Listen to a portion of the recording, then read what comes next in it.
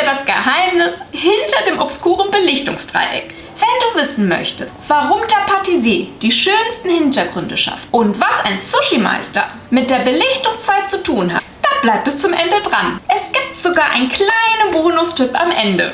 Willkommen! Mein Name ist Tanja und heute erkläre ich dir ganz einfach, wie das Belichtungsdreieck funktioniert. Was ist der manuelle Modus? In dem manuellen Modus der Kamera lassen wir nicht die Kamera über unsere Belichtung entscheiden, sondern stellen diese mit Hilfe des Belichtungsdreiecks selber ein. Das Belichtungsdreieck setzt sich zusammen aus Blende, Belichtungszeit und ISO. Mit jeder dieser drei Komponenten kannst du einfach ein Bild heller oder dunkler machen. Kannst du deshalb jetzt einfach irgendwie an diesen Schrauben drehen? Ganz so einfach ist es nicht, aber keine Sorge. Ich habe eine kleine Geschichte für dich, mit der du im Handumdrehen verstehst, wie der Belichtungsdreieck funktioniert und du wirst es auch garantiert nie wieder vergessen. Stell dir vor, du sitzt ganz gemütlich in deinem Wohnzimmer und schaust deinen Lieblingsfilm. Dein Magen beginnt langsam zu grummeln und du reibst so gedankenverloren darüber, während du nachdenkst, worauf du heute eigentlich Lust hast. Kaum ist der Gedanke entstanden, als auch schon eine kleine Fee mit einem Zauberstab daherfliegt und magische Funken fliegen lässt. Ehe du dich versiehst, stehen 3 Köche vor dir. Ein Patissier, ein Sushi-Meister und der Allround-Standardkoch. Wir haben die gleiche Situation bei der Belichtung. Jeder der 3 Köche kann dir etwas zaubern, was dich sättigt. Genauso wie jede Komponente ein Bild heller oder dunkler machen kann.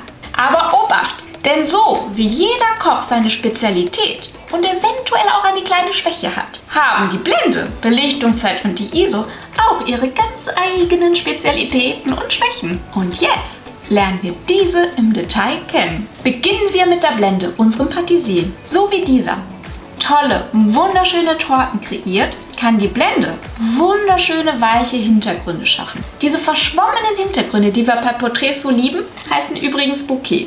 Die Blende ist quasi die Tür zu deiner Kamera. Je weiter offen sie steht, desto mehr Licht kommt herein. Eine weit geöffnete Blende. Vorsicht, das heißt, dass die Blendenzahl geringer wird, also Richtung 1,8 zum Beispiel, lässt viel Licht herein und sorgt für einen geringen Schärfentiefe-Bereich. Perfekt für Porträts oder Nahaufnahmen. Die Vorteile der Blende. Sie schafft weiche, wunderschöne, unscharfe Hintergründe und bringt mehr Licht rein, wenn die Umgebung etwas dunkler ist. Und jetzt kommen die Nachteile. Eine weit geöffnete Blende kann zu einer geringen Schärfentiefe führen. Das heißt, dass nur kleine Bereiche scharf sind. Das ist nicht gerade ideal, wenn du Landschaftsaufnahmen machen möchtest oder Gruppenporträts. Dann hast du nämlich das Problem, dass Bereiche unscharf sind, die du eigentlich mit im Fokus haben möchtest. Hier solltest du dann abblenden, das heißt eine höhere Blendenzahl wählen. Stell dir das so vor. Unser Patissier kreiert eine Torte. Wenn er feine, detaillierte Verzierungen möchte, arbeitet er präzise und konzentriert sich auf ein kleines Detail. Genau wie eine große Blendenöffnung. Du hast dieses eine Detail im Fokus. Wie die Person im Porträt und der Rest verliert sich in Unschärfe. Aber wenn der Patissier jetzt die gesamte Hochzeitstorte im Blick haben möchte, dann muss er sich auch aufs ganze Bild konzentrieren. Eine geschlossenere Blende ist hierfür die ideale Wahl. Das heißt, die Blendenzahl wird größer. Ich weiß, das ist total verwirrend, aber das müsst ihr euch nur einmal merken. Nummer 2. Jetzt kommt unser Sushi-Meister ins Spiel, die Belichtungszeit. Sushi-Meister sind für 2 Dinge bekannt. Ihre besondere Schneidetechnik und die sauscharfen Messer. Und wie ein scharfes Messer entscheidet unsere Belichtungszeit darüber, ob ein Bild scharf oder unscharf ist. Eine kurze Belichtungszeit friert Bewegungen ein. Perfekt für Actionaufnahme oder bewegte Motive, sowie Tänzerinnen, Sprünge oder spielende Kinder. Eine längere Belichtungszeit dagegen kann Bewegungen verwischen, was tolle Effekte bei Nachtaufnahmen oder Lichtmalereien erzeugen kann. Wasser kannst du auch entweder so schön fließend einfangen oder wenn du die kurze Belichtungszeit wählst, kannst du einzelne Tropfen im Fallen quasi einfrieren. Und nun kommen wir schon zu den Vorteilen der Belichtungszeit. Kurze Zeiten sind perfekt für scharfe Bilder, selbst bei dem zappeligsten Modell.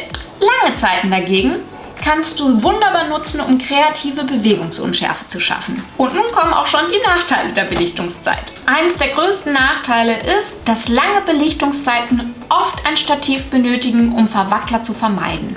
Bei kurzen Belichtungszeiten kann es oft schwierig sein, genug Licht einzufangen. Und schon kommt der Vergleich mit dem Sushi-Meister. Stell dir vor, Unser Sushi-Meister arbeitet mit einem richtig scharfen Messer. Ein schneller Schnitt ist präzise und sauber, genauso wie eine kurze Belichtungszeit.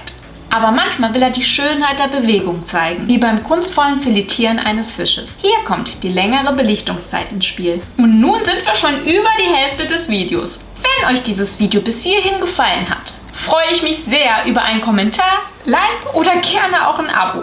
Aber weiter geht's. Nummer 3. Die ISO. Last but not least haben wir die ISO, unser Standard-Allrounder-Koch. Er kann alles ausreichend gut, aber ist in keinem Bereich so besonders. Der ISO-Wert ist unser Allrounder. ISO ist die Empfindlichkeit des Kamerasensors gegenüber Licht.